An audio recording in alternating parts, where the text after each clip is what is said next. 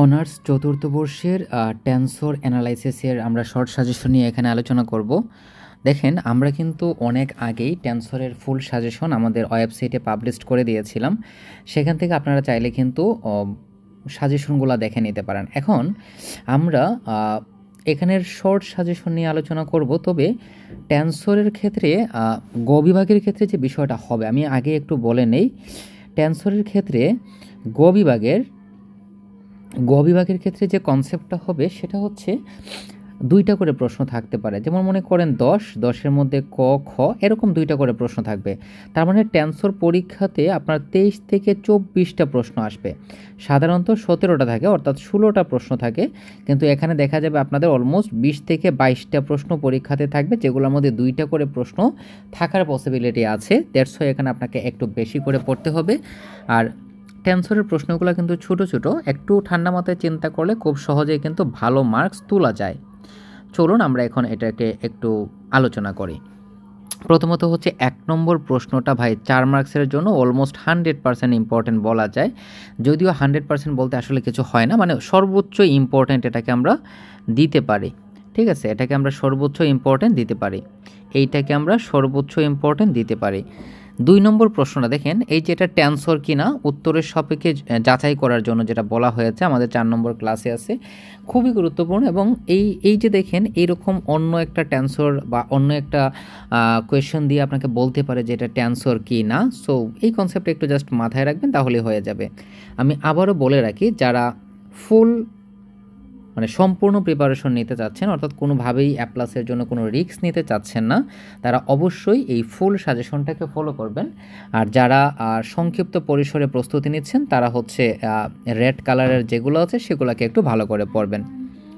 এখন দেখেন, এখানে 4 এবং 5 এই দুইটা থেকে আপনারা একটা প্রশ্ন পাবেন। আমরা আশাবাদী এখান থেকে 10 মার্কস আপনারা কমন পাবেন। ঠিক আছে, পাশাপাশি যারা অ্যাপ্লাসের প্রস্তুতি নিচ্ছেন তারা অবশ্যই 6 নম্বরটাও পড়বেন। তারপর এখানে হচ্ছে 7 এবং 8 এই দুইটা থেকে আপনারা একটা পাবেন, এখান থেকে আপনারা 100% 4 মার্কস পাবেন। ঠিক আছে, ওকে। তারপর আমরা একটু আসি, এখানে এই যে 10 নম্বর প্রশ্নটা, এটা 4 মার্কসের জন্য আসতে পারে অথবা 10 মার্কসের জন্য আসতে পারে। এটা ভাই অলমোস্ট 100% ইম্পর্টেন্ট, তাও আমি এটাকে 99.99% ইম্পর্টেন্ট দিই। তারপরে আমরা একটু নিচে আসি, এখানে অনেকগুলো প্রশ্ন আপনাকে পড়তে হবে। 11 নম্বর প্রশ্ন, এটা সাধারণত 10 মার্কসের জন্য গুরুত্বপূর্ণ। এই 13 এবং 14 এই দুইটা থেকে একটা 100% আসবে, একটা 100% আসবে। এগুলো কিন্তু পড়তে হবে, মাস্ট বি, এগুলো পড়তে হবে। তারপরে এই যে 15 নম্বর প্রশ্ন, এইটা হচ্ছে 10 মার্কসের জন্য আপনার গুরুত্বপূর্ণ, অলমোস্ট 99.99% গুরুত্বপূর্ণ, এটাকে আমরা বলতে পারি খুবই গুরুত্বপূর্ণ, মানে এগুলোকে স্কিপ করার আসলে টোটালি কোনো সুযোগ নাই। তারপরে দেখেন, এই যে এখানে আমরা টোটাল 3টে কোয়েশন দেখতে পাচ্ছি,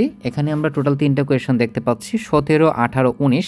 একটা তো ভাই 100% আসবে, বাট দুইটাও এখান থেকে আসতে পারে। আর এই প্রশ্নগুলো সাধারণত 4 মার্কসে এসে থাকে, অর্থাৎ এই প্রশ্নগুলো 4 মার্কসের জন্য গুরুত্বপূর্ণ। দুইটা প্রশ্ন মিলে হয়তো বা 10 মার্কসের জন্য আসতে পারে, বাট এগুলো সাধারণত 4 মার্কসের জন্যই বেশি গুরুত্বপূর্ণ।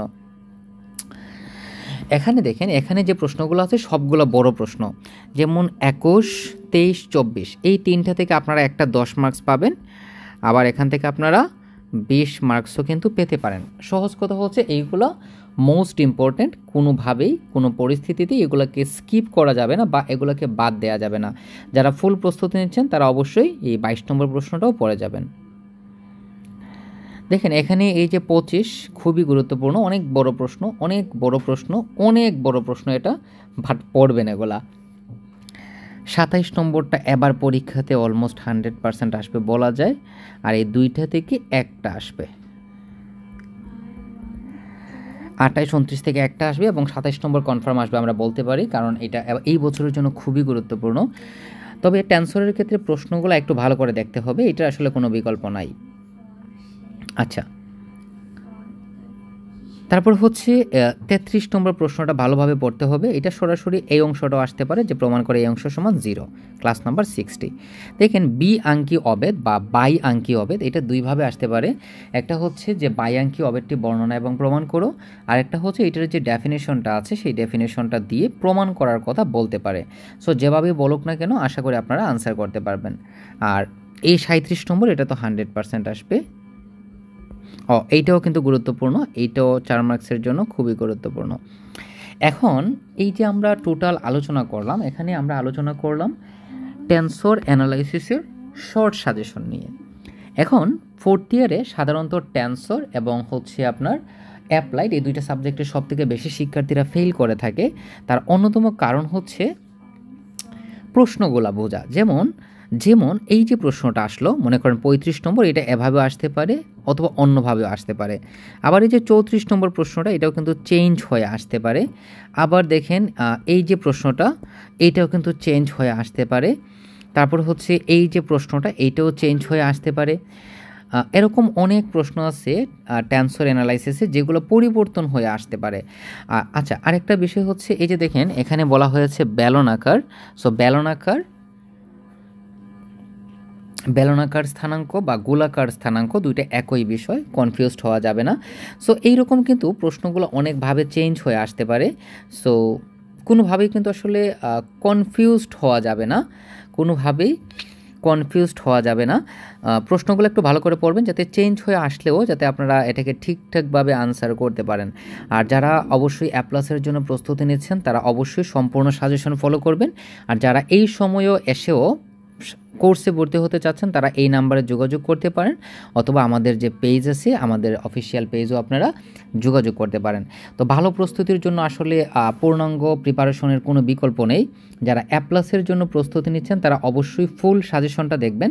আর যারা একেবারেই অবস্থা খারাপ, পড়তে পারেনি বা বিভিন্ন সমস্যায় আপনারা জর্জরিত ছিলেন, তারা এখানে বোল্ড করা যে প্রশ্নগুলো আছে যেগুলো এখানে রেড কালারে দেয়া আছে ওইগুলো ঠিকঠাকভাবে পড়বেন। সবার জন্য শুভকামনা রইল। বেস্ট অফ লাক সবাইকে।